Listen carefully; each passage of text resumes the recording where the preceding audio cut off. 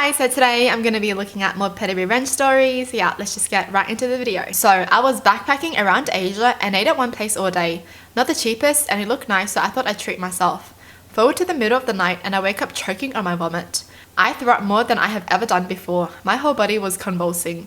I was in and out of consciousness because I was fainting and shaking and sweating and crying. I also started shitting. This whole time I physically couldn't move because the vomiting was so intense, my whole body spasmed. So I was puking into my mattress. I was also sharing a room with 6 other people. They were not pleased but couldn't do much to help. I threw away the blanket and sheet, but I think the mattress needs to go as well. I paid extra cleaning costs, of course. I have thrown up before, but that night was such agony, and the only thing I could think about, other than desperately wishing for death, was that I had paid for this experience. The next morning, after a night of no sleep and lots of vomit, my body was in pain and I could barely walk, but I knew I needed a pharmacy or a doctor or just some help. I was alone and a young female in a foreign country. The pharmacy was a 100-meter walk away and I literally crawled there. Once there, they sat me down and gave me fluids and meds and sorted me out. It had been an hour since I last pooped and I could walk about 50 meters back to the room where I needed to sit again. I was outside the restaurant that did this to me, so I went in, leaned against the counter and said, "You gave me food poisoning. Please give me a refund." Very politely, and I'm paraphrasing, but that was the gist. They were rude. They said I was lying, that I never ate there, that I paid in cash and there was no record I was there. I showed them the receipt and they said the man that served me wasn't there, so they couldn't issue a refund. I wasn't expecting them to, but I wanted to let them know how unwell the food made me. When they started being rude, I wanted revenge. I could feel more vomit brewing and I knew I had about 3 minutes left. I could have left the restaurant, asked for a bin, even found a toilet. I made the decision right there to let nature take its course. I vomited all over the floor, mostly just bile, but a sip of water I had managed to drink, at the feet of the rude staff member. Looked at them in the eyes and said, "Here's your proof. I paid for this. I need to lie down," and promptly left. They were stunned to silence and watched as I shakily walked down the road and into the hostel.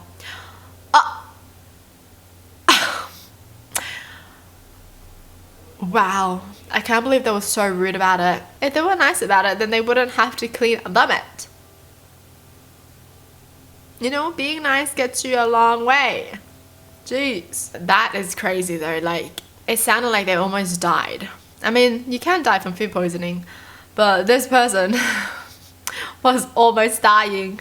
Crazy. I had a high school bully that was quite frankly relentless since we were in 7th grade. Now, I know it was very immature what I did, but it gave me a laugh knowing I'd never see her ever again. My elder sister came to visit and brought stink bombs, not the kind that needed to be lit or the sprays. This stink bomb was in a thick glass, almost bullet-shaped casing. All you do is step on it or sit on it and the liquid inside practically embeds itself into whatever object it touches before it dries. With the help of a friend, we were able to sneak it into the top small pocket of a book bag. This is important to the story because she would always sit on her backpack, since she didn't like the way the chairs and benches felt on her ads. Don't ask me why, I'm not sure. But on graduation day, that's when we executed our plan and all we had to do was wait. They had us all in the gym to inspect our attire before the ceremony began. Well, little Miss Priss decided to sit on her bag while she was waiting, and crack and boom. The stink bomb broke and seeped through the bag into her gown. She had to do the ceremony smelling like straight sewage. Unfortunately, the poor people beside her were gagging and almost throwing up during the whole thing. She never found out it was me, but seeing her embarrassment was satisfaction enough for me. Everyone thought she shat herself. Ew. Oh my god, that's so good. You know, now everyone in the school is like, "Oh my god, she shat herself." Do you remember the girl who shat herself? Deserved it. If you're gonna be a mean person and a bully, deserved it. My parents divorced when I was very young, and ever since then I've been living with my dad. I absolutely hate living with him because of several reasons. To make things worse, he recently got a girlfriend and she's been living at our place. She's a really pretty woman, and when I first saw her, she seemed approachable.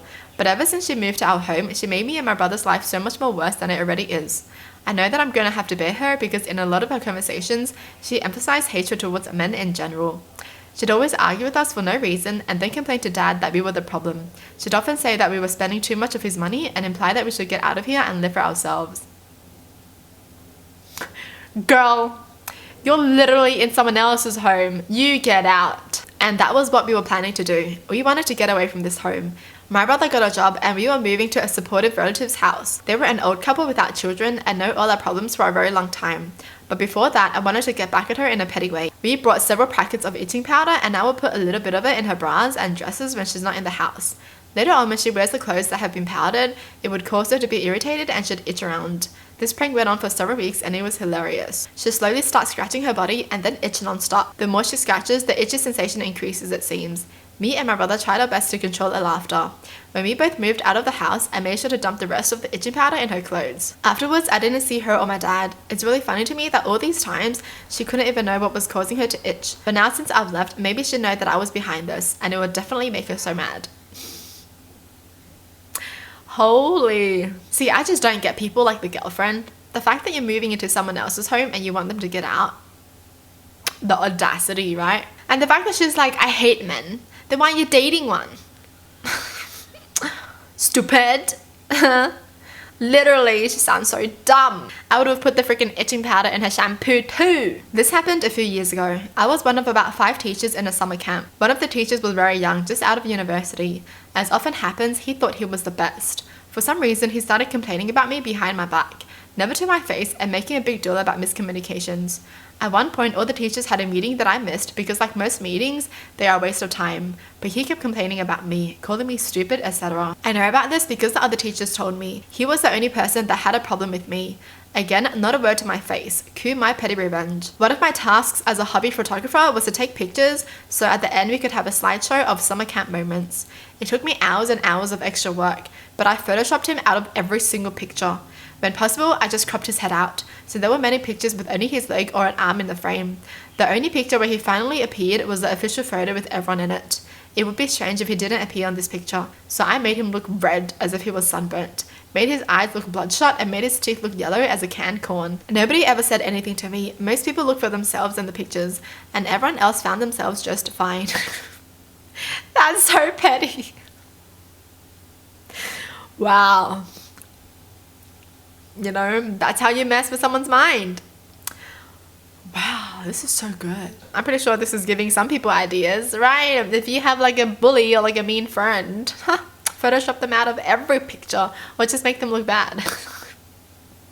And now they're gonna check themselves. Like, girl, you can't look that bad and be mean. Okay. Well, that's it for the video. Hope you guys enjoyed. Tell me in the comments down below what your thoughts are. And as always, thanks for watching. Hope you guys liked it. And I'll see you guys next time. Bye!